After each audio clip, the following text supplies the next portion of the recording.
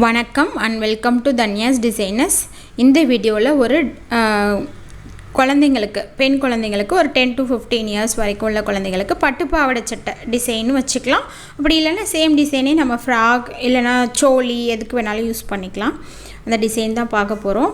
நார்மலாக நம்ம neck line கொடுத்துட்டு 3 லைன் கொடுத்துட்டு அதுக்கப்புறம் ரோப் ஸ்டிக் பண்ணாமல் த்ரெட்டில் ஃபிக்ஸ் பண்ணியிருக்கேன். இந்த ஜரி த்ரெட் பார்த்திங்கன்னா 3 லைன்ஸ் கொடுத்தது சில்வர் கலர். இதில் ஃபுல்லாகவே நம்ம மேக்ஸிமம் ஒயிட் கலர் தான் யூஸ் பண்ண போகிறோம். ஸோ அதனால் சில்வர்லேயே நான் பேஸ் லைன் கொடுத்துட்டேன். கொடுத்ததுக்கப்புறம் ரோப் மேலே இந்த மாதிரி லோடிங் கொடுத்துக்கிட்டு இருக்கேன். இது நம்ம ஆல்ரெடி லோடிங் ஸ்டிச் பார்த்துருக்கோம். டபுள் கலர் அப்புறம் ட்ரிபிள் கலர் யூஸ் பண்ணி பீட்லேயும் லோடிங் பார்த்துருக்கோம். இந்த லோடிங் கொஞ்சம் டிஃப்ரெண்ட்டாக இருக்கும். ஸோ அதனால் கவனமாக பாருங்கள். இது நார்மலாக எப்போயும் நாம் பேடட் லோடிங் கொடுப்போம் இல்லையா, அந்த ஸ்டிச் தான் இது. ஒரே டைரெக்ஷனில் இப்போ நான் ஒரு கலரை கொடுத்துக்கிட்டு இருக்கேன். இந்த லோடிங் ஆல்ரெடி நிறைய வீடியோவில் போட்டிருக்கேன். உங்களுக்கு டவுட் இருந்துச்சு அப்படின்னா டுட்டோரியல் வீடியோவாகவும் போட்டிருக்கேன்.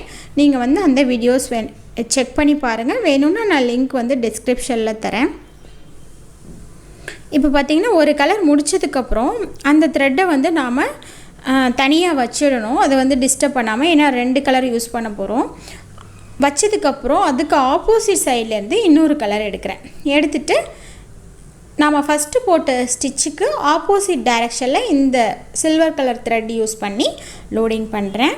உங்களுக்கு இது பார்த்தாவே தெரியும். பிங்க் கலர் த்ரெட் மேலேருந்து கீழே வர மாதிரி வந்தது. இதுவும் மேலேருந்து இந்த பக்கமாக பார்த்தோன்னா மேலேருந்து கீழே தான்.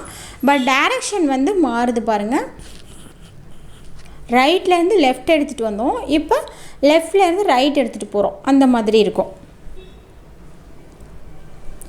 ஸோ ஃபஸ்ட்டு போட்டதுக்கு ஜஸ்ட் ஆப்போசிட்டாக போடணும், அவ்வளோதான். இதில் நம்ம நிறைய மெத்தட் ஃபாலோ பண்ணலாம்.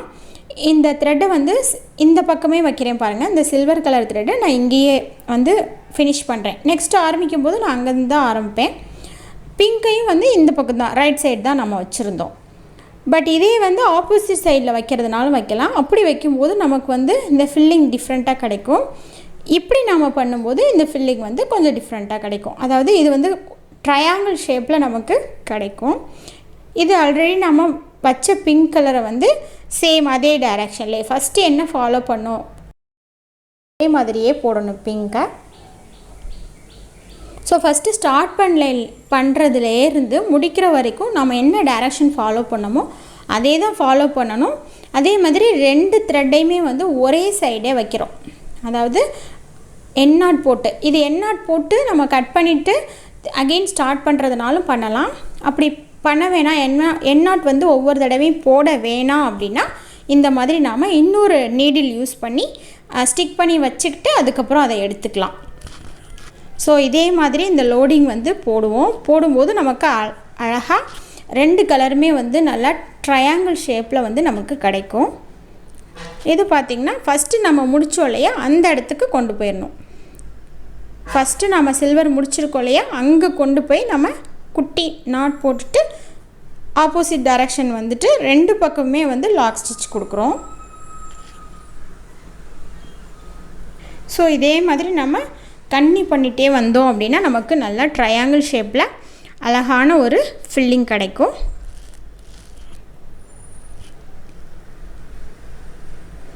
இது உங்களுக்கு பார்த்தாவே தெளிவாக புரியும். ஸோ அதனால தான் நான் டைரெக்டாக நெக்லைன்லேயே அப்ளை பண்ணி காட்டிட்டேன். இப்போ பார்த்தீங்கன்னா அடுத்த ஆப்போசிட் டைரெக்ஷனில் இருந்து பிங்க் சேம் நம்ம ஃபஸ்ட்டு என்ன ஃபாலோ பண்ணோமோ அதே டைரெக்ஷன் தான் ரெண்டுமே. அதே மாதிரி நம்ம முடித்து வைக்கிறதும் எண்ணாட் போடுறதும் ஒரே டைரெக்ஷன்லேயே போட்டுட்ருக்கோம். அப்படி போடும்போது நமக்கு இந்த மாதிரி ட்ரையாங்கிள் ஷேப்பில் நமக்கு அழகான ஒரு நெக்லைன் கிடச்சிரும். இதை முடிச்சுட்டேன். இது அவுட்லைன் கொடுக்கறதுக்கு முன்னாடி இங்கே ஒரு 2.5-3 இன்ச் கீழே தள்ளிட்டு, அதாவது ஆர்ம் ஹோல்லேருந்து ஸ்டார்ட் ஆகிற மாதிரி ஒரு லைன் பீட் லைன் கொடுத்துருக்கேன். கொடுத்ததுக்கப்புறம் இந்த கேப்பில் 2க்கும் இடையில உள்ள கேப்பில் இந்த மாதிரி பென்டகன் ஷேப்பில் நம்ம வந்து ட்ரா பண்ணிவிட்டு அதில் 2 லைன் வந்து ஜரி த்ரெட் கொடுத்துருக்கேன். கொடுத்ததுக்கப்புறம் அதிலே வந்து ஒரு லைன் வந்து நம்பர் 3 சைஸ் பீட் வந்து இன்சர்ட் பண்ணிக்கிட்டு இருக்கேன். இது வந்து ஒரு லைன் கொடுத்துருவோம்.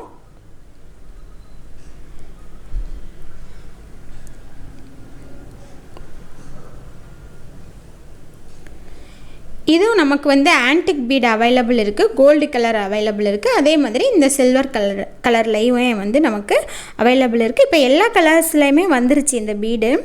க்ரீன் கலர், பிங்க், வயலட் என்ன கலர் நமக்கு வேணுமோ எல்லா கலர்லேயுமே இப்போ அவைலபிள் இருக்குது. நான் பார்த்தேன் ஷாப்பில். ஸோ நமக்கு என்ன கலர் வேணுமோ அந்த மாதிரி யூஸ் பண்ணிக்கலாம். நிறையவே வந்திருக்கு. இப்போ இது பார்த்திங்கன்னா ஒரு லைன் கொடுத்ததுக்கப்புறம் நமக்கு இப்படி தான் இருக்குது டிசைன். இதில் அந்த பேடர் லோடில் மட்டும் அவுட்லைன் கொடுக்கணும். அதுக்கு முன்னாடி இந்த ஃபில்லிங் பண்ணிவிடுவோம். இது சென்டர்லேருந்து வந்து நான் ஒரு 6+6 12 ஸ்ட்ராண்ட்ஸ் எடுத்திருக்கேன். எடுத்துகிட்டு இந்த மாதிரி லாங் ஃப்ரெஞ்ச் நாட் வந்து கொடுக்குறேன். சென்டர்லேருந்து எல்லா டைரக்ஷனுக்கும் கொடுக்க போகிறோம். இப்போ 4 பக்கமும் கொடுத்துட்டு இடையில உள்ள கேப்லையும் இதே மாதிரியே ஃபில் பண்ணி முடிச்சுக்குவோம்.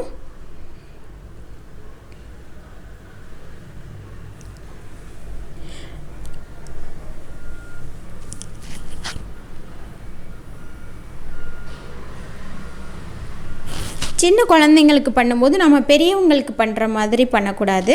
டிசைன் பண்ணும்போது நம்ம சூஸ் பண்ணுற டிசைனே வந்து இப்போ பெரியவங்களுக்கு ப்ளவுஸில் பண்ணுற மாதிரி பண்ணோம் அப்படின்னா டிஃப்ரெண்ட்டாக இருக்கும். அதை விட நம்ம குழந்தைங்களுக்கு தகுந்த மாதிரி பண்ணோன்னா ரொம்ப அழகாக இருக்கும். ஸோ அதையும் நம்ம வந்து சின்ன குழந்தைங்களுக்கு டிசைன் பண்ணும்போது கவனிச்சுக்கணும்.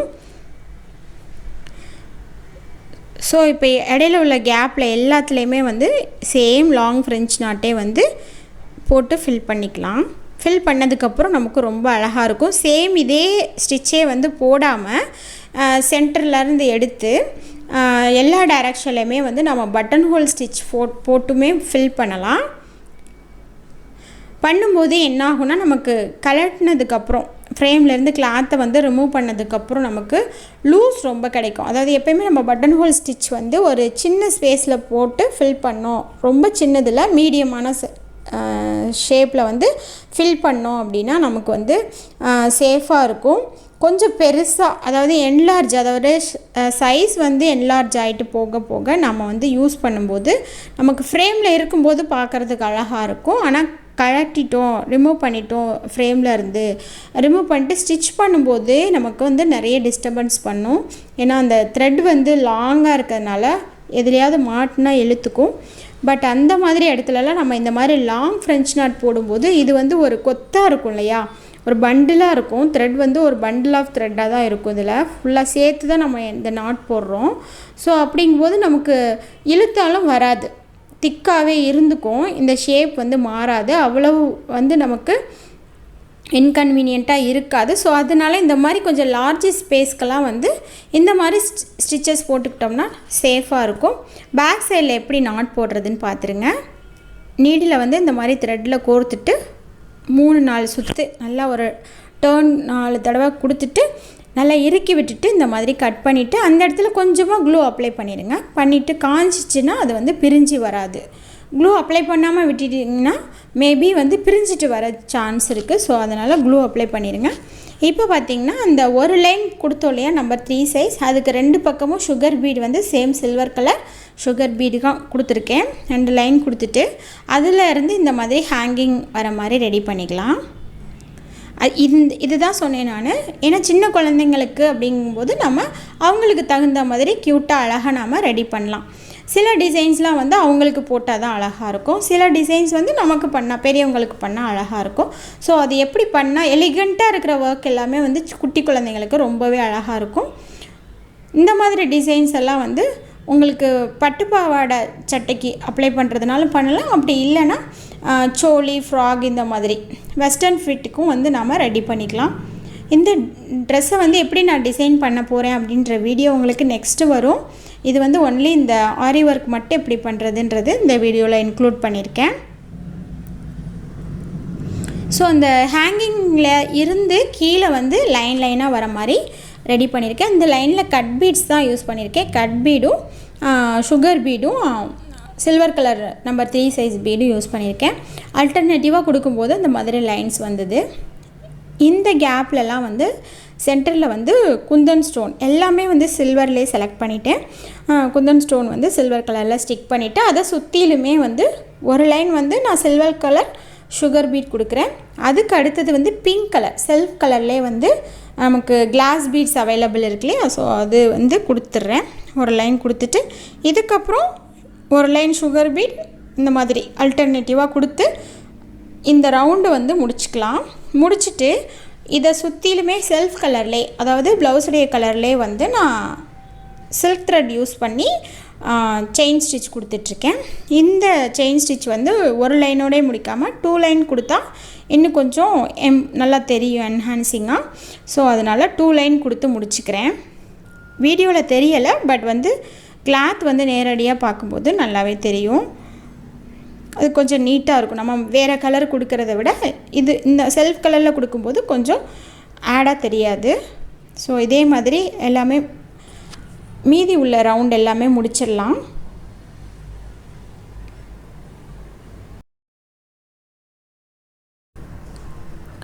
ஸோ இதுக்கப்புறம் ரிமைனிங் உள்ள கேப்பில் எல்லாத்துலேயுமே வந்து ஒரு பிங்க் கலர் சம்கி வச்சுட்டு அது மேலே ஒரு சுகர் பீட் வச்சுட்டு அதை அப்படியே வந்து அந்த சுகர் பீடில் நாம் வந்து த்ரெட் எடுக்கிறோம் இல்லையா, அதை வந்து ஒரு சுற்றி விட்டுட்டு உள்ளே இழுத்து விட்டுட்டோம் அப்படின்னா அதில் லாக் ஆகிக்கும்.